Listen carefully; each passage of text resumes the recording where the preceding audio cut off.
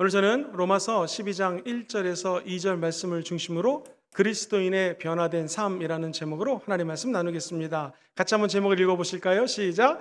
그리스도인의 변화된 삶. 우리들은 사람과 사람을 만나게 하면서 도전을 받고 여러 가지 생각을 하게 됩니다. 어제는 우리 아동부 수련회가 있어서 제가 가서 말씀을 전했습니다. 제목이 무엇이든지 물어보세요 라는 코너였어요. 아이들이 질문을 합니다. 목사님, 지옥은 어디에 있나요?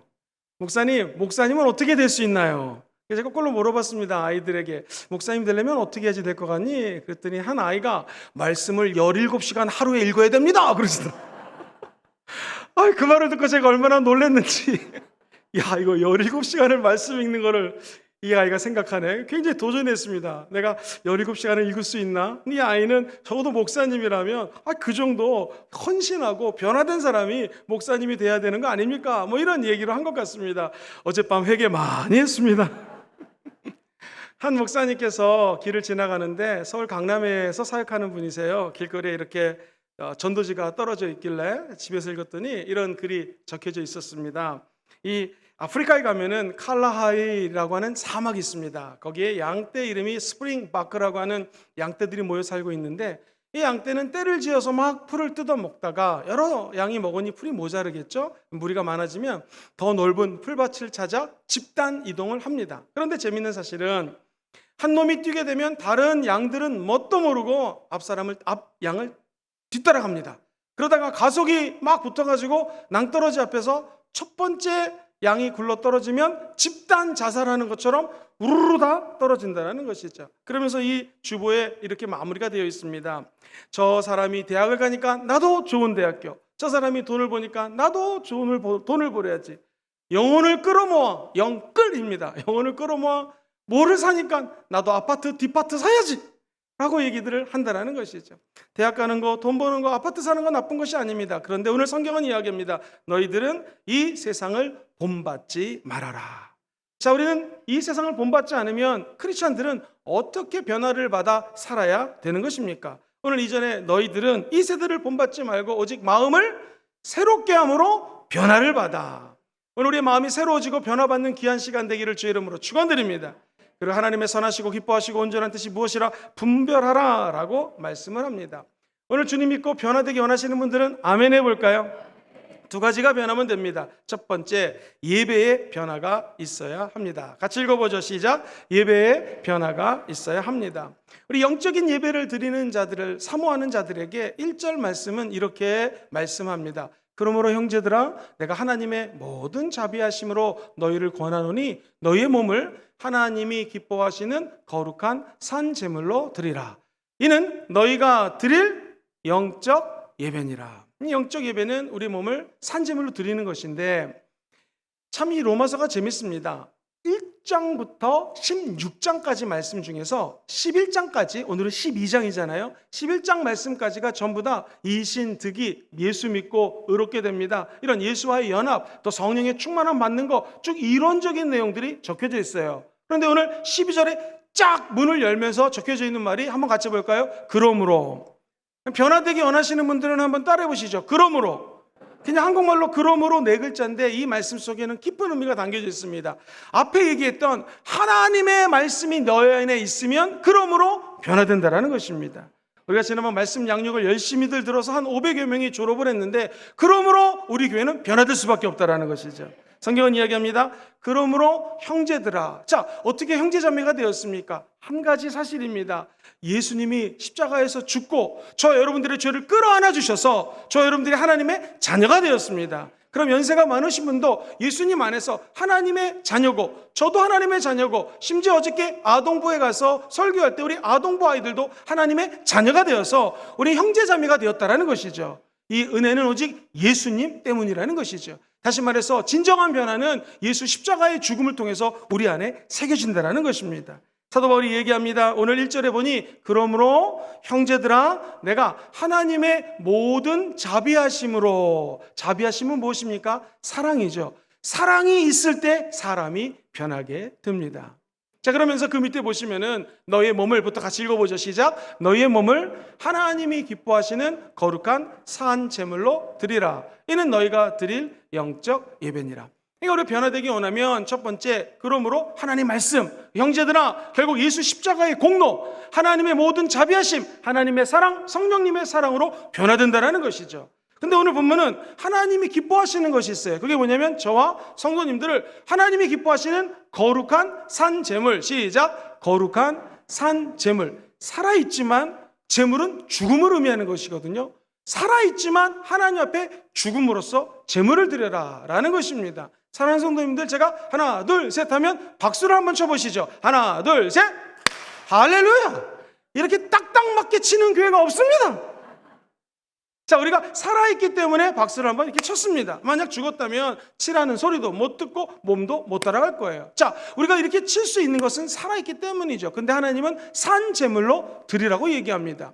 구약에서는 제사를 드릴 때 결코 그냥 드릴 수가 없었고요. 제물이 있어야 됐습니다. 제가 돈이 많으면 큰 소를 잡아다가 미간을 칼로 찌르고 피를 흘려서 제사를 드렸습니다. 제가 중산층이라면 죄도 없고 흠도 없는 어린 양을 잡아다가 주께 제사를 드렸습니다. 우리 집이 가난하면은요, 비둘기를 잡아다 제사를 드리면 됩니다. 너무 가난해서 집에 비둘기가 없어요. 그러면 산에 가서 금정산 올라가서 비둘기를 잡아서 드리는데, 중요한 것은 양을 드리든 비둘기를 드리든 소를 드리든 다 비둘기의 경우 목을 비틀어서 피의 제사를 드립니다. 그러면 히브리 말로 올라라는 단어를 쓰는데 이 제물이 하나님께 올라가게 되는 것이죠. 즉 제사, 오늘날의 예배는요, 죽음이 없이는, 제물이 없이는 예배를 드릴 수가 없다라는 것이죠. 그렇다면 오늘 저와 여러분들은 이렇게 신봉원 금종교에 나와서 화명성전에서 TV 앞에서 어떻게 예배 드릴 수 있겠습니까? 한 가지입니다. 예수님이 십자가에서 제물 되셨기 때문에 저와 여러분들이 하나님의 사랑으로 자녀가 된 것이요,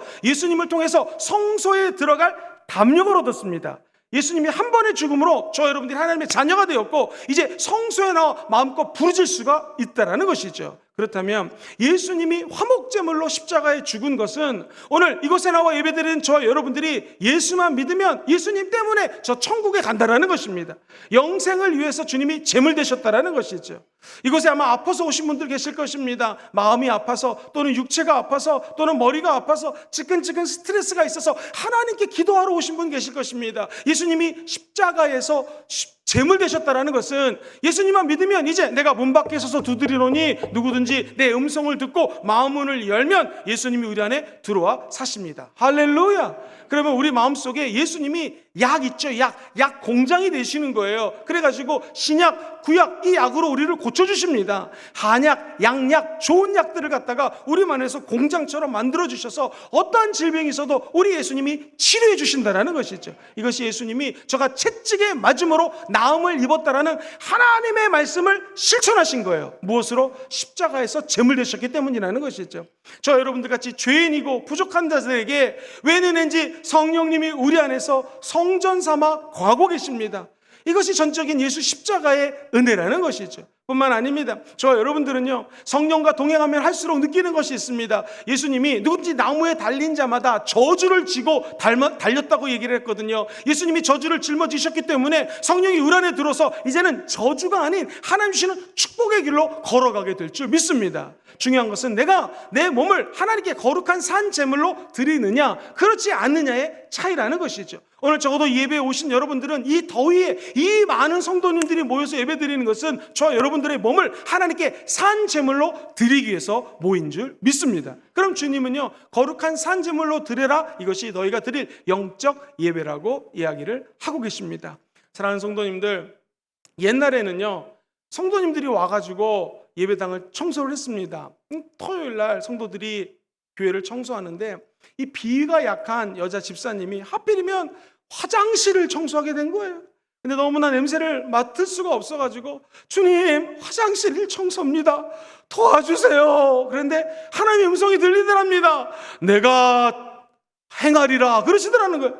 너무나 기뻐가지고 할렐루야, 주님이 청소하십니다, 너무 감사합니다. 근데 그 다음 말을 잘 들어야 됩니다. 내가 한다, 걱정하지 마라, 너를 통해서 한다.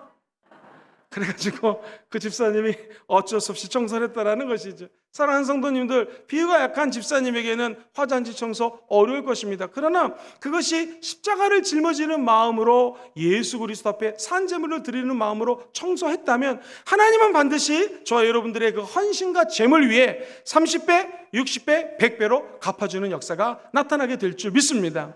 한 청년이 몇 개월 전에 저에게 왔습니다. 목사님, 제가 건축사인데 한 8월쯤에 개업을 하기 원하는데 제법 많은 돈을 가지고 하나님께 먼저 사업체 차리기 전에 드립니다. 해서 간절히 안수기도 해줬습니다. 어떤 일이 벌어졌을까요? 바로 최근에 여러 명의 심사위원들이 창업하는 것을 돕는데 나라에서 어떤 분은 1,200만 원, 어떤 분은 1,500만 원을 주는데 이 청년이 1,500만 원에 몇 명 되지 않는데 덜컥 당첨이 된 거예요. 할렐루야! 하나님께 드리면 하나님이 보상해 주십니다.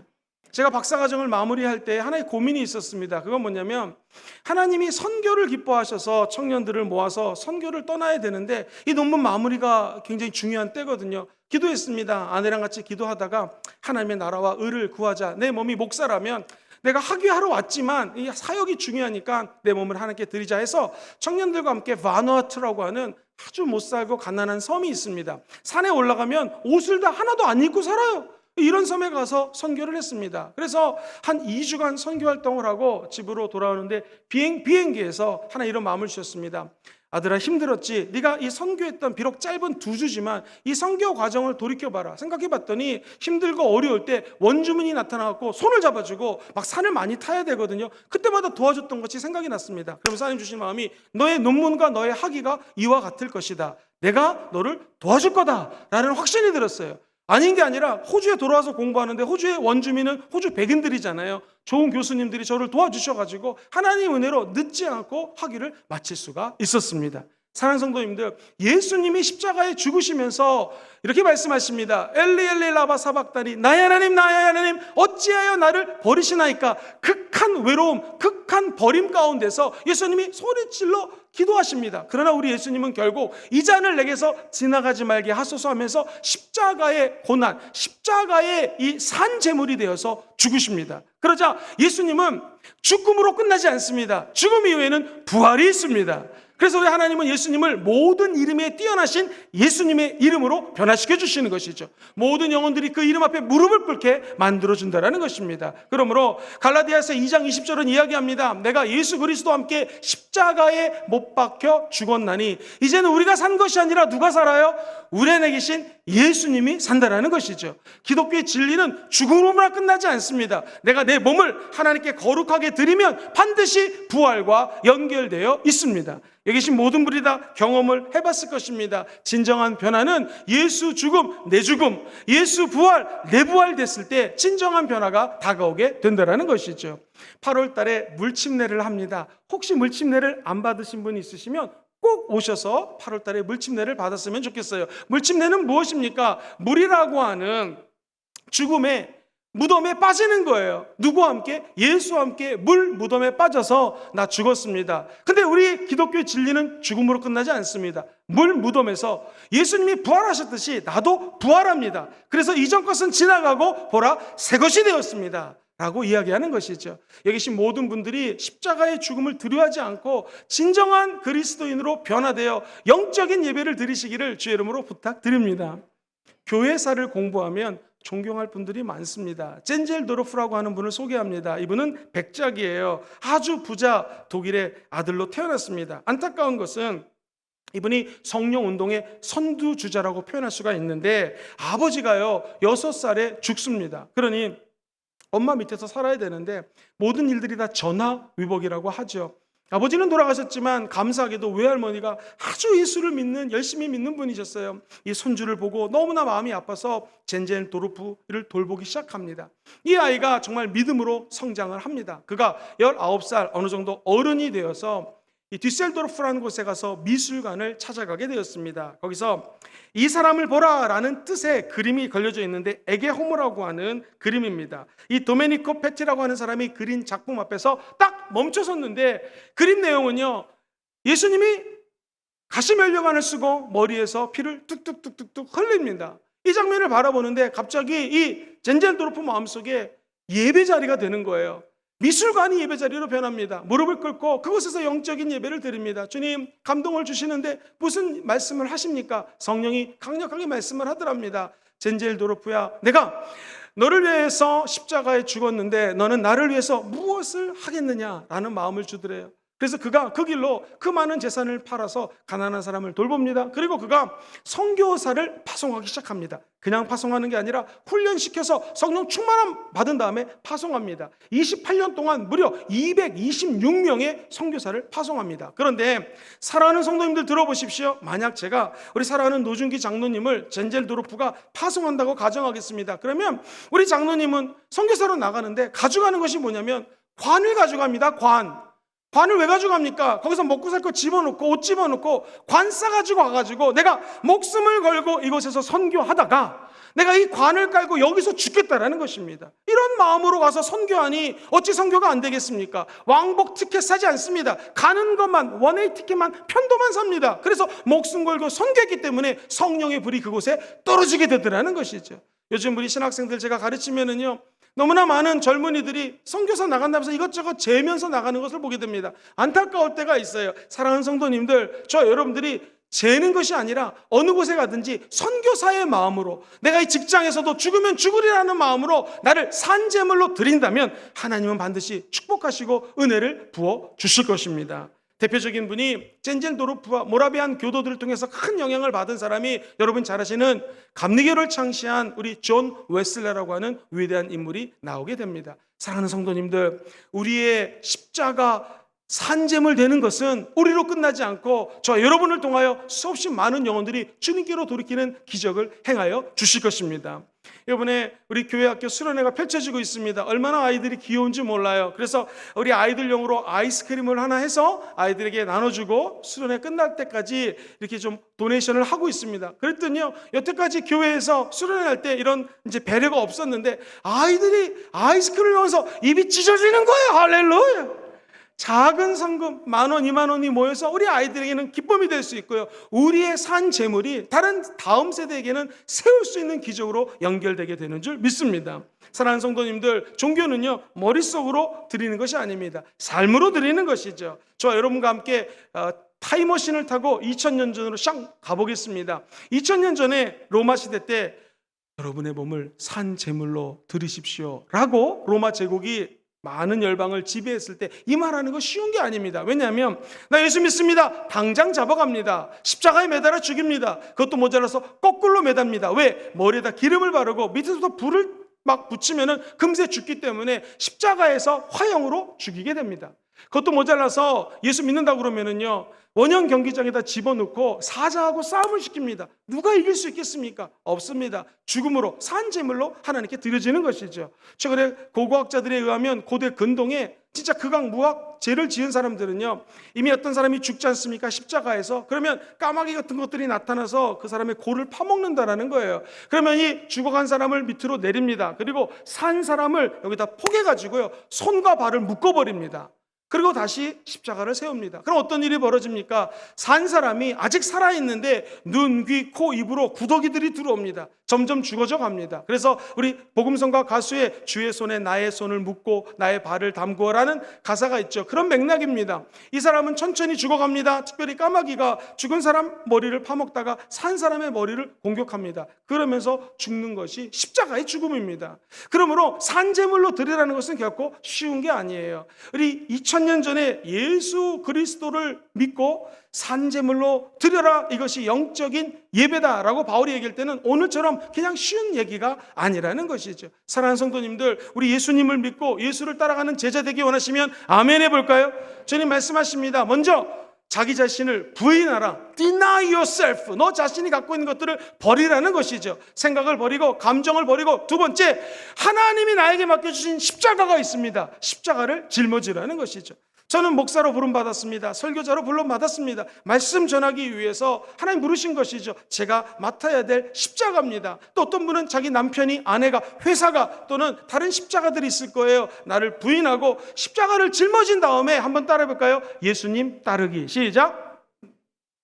예수를 따라갈 때 우리는 진정한 제자가 될 줄 믿습니다. 그러므로 영적인 예배를 드리라는 것은 저와 여러분들을 십자가에 예수 그리스도와 함께 산 제물로 바쳐 드리라는 것입니다. 그러나 기억하십시오. 기독교의 진리는 죽음과 제물로 끝나지 않습니다. 이제 곧 부활이 다가옵니다. 이제 곧 은혜가 넘쳐나게 될 것입니다. 이제 곧 하나님의 영광에 참여하게 될 것입니다. 두 번째로 예배가 변하면은요, 이제 마음의 변화가 있어야 됩니다. 같이 읽어볼까요? 시작. 마음의 변화가 있어야 됩니다. 오늘 본문 2절은 이렇게 얘기합니다. 너희는 이 세대를 본받지 말고 오직 마음을 새롭게 함으로 어떻게 해요? 변화를 받아. 그 다음부터 같이 읽어보죠. 시작. 하나님의 선하시고 기뻐하시고 온전한 뜻이 무엇인지 분별하도록 하라. 너희는 이 세대를 본받지 말고 오직 마음을 새롭게 함으로 변화를 받아라. 여기서 마음이 무엇인가? 마음은 지성입니다. 즉 하나님의 말씀으로 내 마음의 지성을 새롭게 함으로 변화를 받아라고 얘기를 합니다. 목사님, 변화를 받는 것이 무엇입니까? 조금 더 깊이 한번 들어가 보겠습니다. 이 변화를 받아라는 말은요, 헬라 원어로 분석을 해보면 한번 따라해 볼까요? 현재형, 수동, 그리고 명령형. 현재형이고 수동태적인 문법이고 명령형이에요. 쉽게 얘기하면은 현재형이라는 것은 변화는 언제 받는가? 지금 현재 여기서 받으셔야 됩니다. 목사님, 저 예배 끝나고 내일부터 변화될게. 아닙니다. 술 담배 끊기를 원하는가? 여기서 끊으셔야 됩니다. 그죠? 너희는 이 세상을 본받지 말아라. 변화되어라. 여기서 역사하시는 하나님을 만나야 된다는 것이죠. 두 번째, 수동형이 재밌습니다. 변화되기 원하시면 아멘 해볼까요? 근데 말씀드렸던 것처럼 변화가 쉽지가 않습니다. 담배 끊는 거, 술 끊는 거, 아니 스마트폰에 중독되어 있는데 스마트폰 끊는 거 어렵습니다. 정말 힘듭니다. 어떻게 하면 끊을 수 있을까요? 이것이 내 힘으로 안 된다는 것이죠.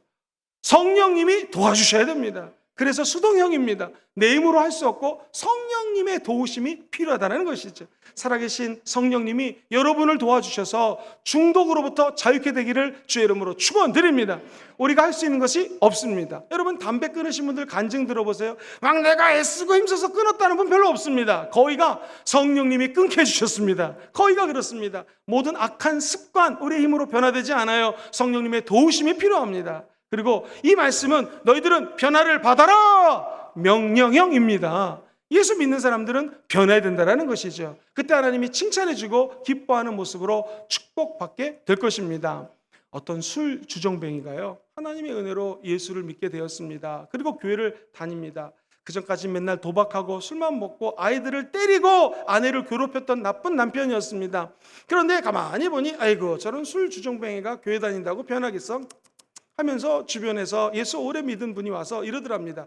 그 목사님은 뭐라고 설교하든가 뭐 착하게 살라고 설교하는 것 같은데 아직 잘 모르겠습니다. 그 마태복음은 마태가 지었는데 창세기는 누가 졌나? 창세가 졌나요? 아직 잘 모르겠습니다. 라고 얘기를 하더랍니다. 그런데 아이고, 자네는 교회 다녀도 별별 없구만, 이렇게 얘기를 했는데 이 사람의 얘기를 들어보십시오. 잘은 모르겠지만 조금 달라진 게 있습니다. 그게 뭔가, 옛날에는 술을 없으면은 못 살았는데 지금은 술 생각이 별로 안 납니다. 일단 퇴근하면 무조건 도박장에 가고 도박을 했는데 도박장에 가고 싶지가 않습니다. 집에 들어갑니다. 옛날에는 아이들이 나를 보면 다 도망갔는데 아이들이 날 보면 달려옵니다. 옛날에는 아내가 집에 들어가면 쳐다보지도 않았는데 지금은 문 밖에 나와가지고 남편이 나를 기다리고 있습니다. 저는 집에 들어가면 아이들을 안아주고 함께 식사를 합니다. 사랑하는 성도님들, 이게 변합니다. 우리가 아무리 성경을 박사처럼 많이 한다 할지라도 성령의 은혜 주셔서 나쁜 것들을 끊어버리고 성령이 주시는 은혜 가운데 변화되지 않는다면 무슨 소용이 있겠습니까? 오늘 이것이 모든 분들이 성령의 은혜로 하나님 안에서 진정한 변화가 있기를 주의 이름으로 축원드립니다. 목사님, 그렇다면 어떻게 구체적으로 하나님의 뜻을 분별하며 변화할 수 있겠습니까? 짧게 세 가지를 말씀드릴게요. 첫 번째, 하나님은 선하신 것을 믿으시면 아멘 해볼까요? 그렇다면 같이 읽어보죠. 시작. 하나님께서 선하다고 하시는 것을 분별하는 마음으로 변화되어야 됩니다. 하나님이 선하시다 하는 것을 찾아서 그렇게 선하게 변화되면 된다는 것이죠. 하나님의 선하심과 인자하심을 찬양하십시오. 그분의 선하심은요, 영원토록 선하신 분이라는 것이죠. 여러분을 향한 계획이 있는데 하나님의 선하신 계획은 영원까지 함께 하신다는 것입니다. 그러므로 우리 자녀들이 조금 힘들게 해도 섭섭하다고 생각하지 마세요. 하나님이 우리 자녀를 향한 선한 계획을 갖고 계십니다. 여러분과 제가 남편과 아내를 섭섭해하지 마세요. 하나님이 이 아내를, 남편을 향한 선한 계획을 갖고 계십니다. 이 세상에 어떤 교회를 가도 100% 완벽한 교회가 있을까요? 없습니다. 그러면 99% 완벽한 교회는 있을까요? 저는 순복음 금정교회가 될 줄 믿습니다. 어떤 교회도 완벽하지는 않아요. 그렇다면 교회에 섭섭하게 생각하지 마시고 어떤 일을 하든지 하나님의 선한 계획을 끝까지 믿으시기를 주의 이름으로 축원드립니다. 이런 일이 있었어요. 지금 남과 북이 갈라져 있지만 우리나라와 원래 함께 갈라졌던 나라가 있죠. 독일입니다. 서독, 동독 나눠졌습니다. 그런데 이 베를린 장벽을 두고 웬일입니까? 예전에 동독 사람들이요, 쓰레기를 밤에 샥 던집니다. 그리고 이상한 안 좋은 문구를 써가지고 찌라시 같은 것들을 뿌립니다. 그런데 이 서독에서 당시 회의가 열렸어요. 우리 어떻게 할까? 첨단 기술로 우리도 쓰레기 던지고 찌라시 같은 거 뿌릴까? 근데 결정하기를 어떻게 했냐면 가장 좋은 음식, 좋은 선물, 담요 같은 것들을 담아가지고 서독에서 베를린 장벽을 넘어서 동독에 갖다 놓습니다. 그리고 이렇게 글을 적어놨습니다. 사람은 자기 안에 있는 것밖에 주지 못한다. 무슨 말입니까? 사람은 하나님의 선하심을 믿고 따라가면 내 안에 선이 있기 때문에 선을 나눠주게 된다는 것이죠. 오늘 순복음 금정교회 성도님들은 하나님의 사랑으로 선을 나눠주게 되시기를 주의 이름으로 축원드립니다. 이제 두 번째는요, 하나님이 가장 기뻐하시는 게 있어요. 거기에 코드를 맞추면 된다는 것이죠. 같이 읽어볼까요? 시작. 하나님이 무엇을 기뻐하시는지를 분별하는 마음으로 변화되면 됩니다. 하나님이 가장 기뻐하는 사람은 누굴까요? 주님이 물침례를 받을 때 하늘에서 예수님에게 이렇게 말씀하십니다. 이는 내 사랑하는 자요, 내 기뻐하는 자다. 즉 하나님은 그의 뜻이 이루어질 때 기뻐하십니다. 하나님은 하나님의 코드를 우리 인간이 맞춰드릴 때 기뻐하십니다. 예수님은 하나님의 뜻을 따라 십자가에서 죽고 벌하셨습니다. 그렇다면 우리도 가장 하나님이 기뻐하시는 예수님을 따라가면 되는 줄 믿습니다. 예수와 함께 늘 동행하시고 예수께 사로잡히면 우리 안에 기쁨이 넘쳐나게 된다는 것이죠. 우리 사랑하는 성도님들, 에베소서 5장 10절 말씀 같이 한번 읽어봐요. 시작. 주를 기쁘시게 할 것이 무엇인가 시험하라. 하나님이 이 일을 하면 기뻐하실까? 이 말을 하면 기뻐하실까? 지금 이 사람에게 어떻게 하면 기뻐하실까를 늘 생각하라는 것입니다. 확실한 것, 로마서 8장 8절은요, 육신에 있는 자들은 하나님을 기쁘시게 할 수 없습니다. 거꾸로 뒤집어 얘기하면 성령을 따라가는 사람들에게는 하나님의 기뻐하시는 일들이 나타나게 될 줄 믿습니다.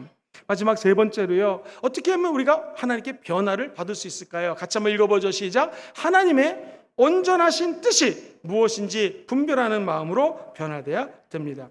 이 부분을 예전에 조윤기 목사님은 늘 이런 비유를 들었습니다. 여기 아직 결혼하지 않은 청년이 있습니다. 어떻게 하면 하나님의 뜻에 맞는 자매를 만날 수 있을까요? 어떻게 하면 하나님 뜻에 맞는 형제를 만나 가정교회를 세울 수 있을까요? 늘 우리가 근심 걱정이요, 기도 제목입니다. 자, 그렇다면 이 세상에 예수 믿는 사람하고 결혼하면 아마 성경적으로 하나님의 선하신 뜻일 것입니다. 아, 그래, 예수 믿는 사람하고 결혼해야지. 제가 목회를 25년 정도 아직 젊은 목사지만 해보니 청년들이 자매가 너무나 사랑스러워서, 목사님, 내가 결혼하면 그때부터 교회 다닐게요. 저 자매를 좋아합니다. 그러면 거의 안 나옵니다. 결혼하고 나온다는 남자들 치고 나오는 애들이 없어요. 그래서 이렇게 얘기합니다. 결혼 전부터 나와야 됩니다. 자, 예수 믿는 형제하고 결혼하는 거, 자매하고 결혼하는 거 선한 뜻이죠. 그런데 하나님은 아마도 정말로 중생, born again, 구원의 확신이 있고 성령 충만한 자매, 형제랑 결혼하면 하나님은 너무나 기뻐하실 것입니다. 할렐루야. 그렇죠. 방언하고, 우리 순복음 같은 경우에 같이 함께 막 방언 기도하는 거 하나님 기뻐하시죠. 예를 들면 남편은 방언 기도합시다. 할렐루야. 랄랄랄라. 근데 아내는 묵상 기도합시다. 이러면은 둘이 맨날 싸우지 않겠습니까? 같이 순복음 코드 맞추면 좋겠죠. 그런데 그 많은 방언하는 형제 자매들 중에서 하나님이 나를 향한 온전히 예배해 놓은 아내, 남편이 있다라는 것입니다. 그 사람을 만나 결혼할 때 우리는 가장 행복할 수 있다는 것이죠. 우리 삶에 적용해 보겠습니다. 어떻게 하면 이제 내일부터 회사 출근하십니다. 학생들은 학교 갑니다. 하나님의 뜻을 어떻게 이루어드릴 수 있을까요? 내일 분명히 하나님 앞에 기도하고 하루를 사시면 하나님의 선한 뜻 발견하실 것입니다. 근데 여기에 만족하지 마십시오. 도대체 하나님이 기뻐하시는 일은 무엇인가? 기도하십시오. 그때 하나님이 기뻐하시는 일을 발견하게 될 것입니다. 이걸로도 만족하지 마십시오. 가장 중요한 건 나를 향한 하나님의 온전한 뜻이 무엇인지를 찾고 그 온전한 뜻을 달려가시면 놀라운 축복과 형통한 길이 열리게 될 것입니다. 하나님의 온전한 뜻이 어디서 알 수 있습니까? 어떻게 발견합니까? 정답, 여러분과 제가 갖고 있는 성경입니다. 이 안에 하나님의 온전한 뜻이 담겨져 있습니다. 예를 들면 디모데후서 3장 16절, 17절을 같이 읽어보겠습니다. 시작. 모든 성경은 하나님의 감동으로 된 것으로 교훈과 책망과 바르게 함과 의로 교육하기 유익하니. 17절입니다. 이는 하나님의 사람으로 온전하게 하며 모든 선한 일을 향한 능력을 갖추게 하려 함이라. 그렇습니다. 하나님의 말씀을 묵상하시고 주의 종들이 보내드리는 것을 한번 읽고 간절히 기도하고 하루를 열어보십시오. 한 주일 동안 사랑하는 성도님들 삶에 하나님의 온전한 뜻이 함께 하시기를 주의 이름으로 축원드립니다. 말씀을 정리하겠습니다. 거룩한 산 제물로 하나님이 기뻐하시는 산 제물을 드리는 자, 산 제물로 드리는 자 어떻게 변화될 수 있을까? 첫 번째는요, 예배의 변화가 있어야 됩니다. 우리의 몸을 크게 쓰임받는 사람들은 큰 제물로, 작게 쓰임받는 자는 작은 제물로 하나님께 드려주면 하나님의 놀라운 은혜를 체험하게 될 것입니다. 두 번째, 마음의 변화가 있어야 됩니다. 어떻게 우리의 마음이 변화되죠? 한번 따라해볼까요? 하나님의 선하시고 기뻐하시고 온전한 뜻, 이 뜻을 발견하면 됩니다. 어떻게 해요? 말씀을 통해서 발견할 수 있습니다. 어떻게 해요? 기도할 때 발견할 수가 있습니다. 어떻게 해요? 성령님이 도와주시면 하나님의 뜻을 발견할 수 있게 될 것입니다. 여러분, 한 주일 동안 하나님의 뜻을 이루어드리는 귀한 아들, 딸들 되시기를 주의 이름으로 축원드립니다.